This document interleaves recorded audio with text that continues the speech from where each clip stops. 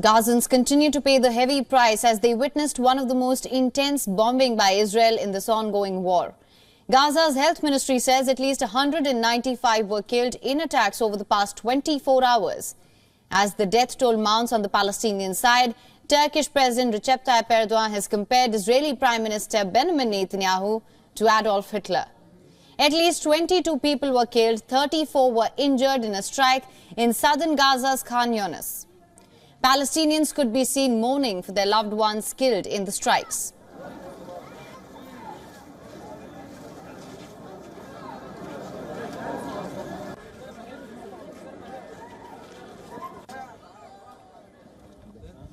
The Israeli army has expanded its operation in central Gaza as well. The IDF says forces are fighting in multiple locations in the area.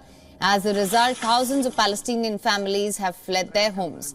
The newly displaced are fleeing from several built-up refugee camps targeted in the latest phase of Israel's ground assault. Destruction continues to take place in northern Gaza as well. These are the visuals from Jabalia. Several buildings were destroyed in the latest strikes.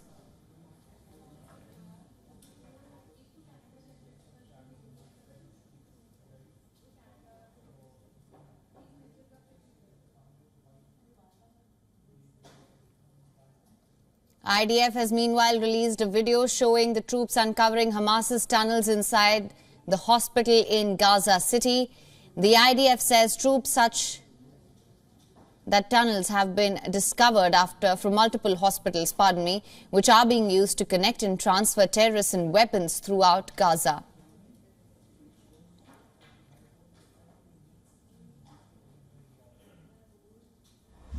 Another footage by the IDF shows 3 tunnels being blown up in the Gaza city, which the army says it found near a school.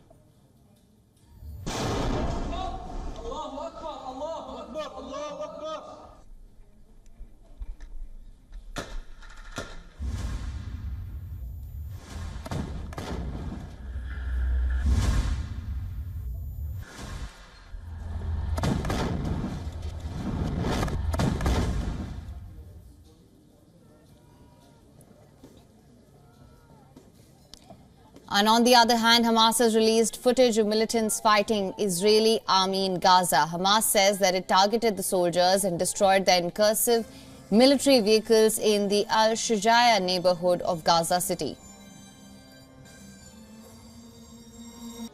مروا خفافا نحو السماء وكأنهم شفيعهم الحسين فقسما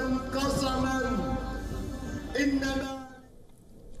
Meanwhile, tensions are simmering on the Israeli-Lebanon border. 1 Hezbollah militant and 2 civilians were killed in an overnight Israeli strike on a family-owned residential building in South Lebanon.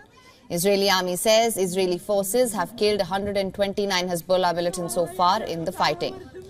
IDF added that the Iran-backed movement is paying a heavy price for its attacks on the northern border. Another Iran-backed militant group, the Islamic Resistance in Iraq, has claimed responsibility for launching the drone that crashed in the southern Golan Heights. A statement from the militia says they had carried out the attack using appropriate weapons without elaborating. Meanwhile, a spokesman for Iran's Revolutionary Guard has claimed that the deadly October 7th attack on Israel was launched by Hamas in retaliation for the killing of General Qasem Soleimani, the head of Iran's elite Quds force. He was killed in a U.S. drone strike in Iraq in 2020. Hamas, however, promptly denied the claim in a rare public spat between the Palestinian militant group and its main sponsor.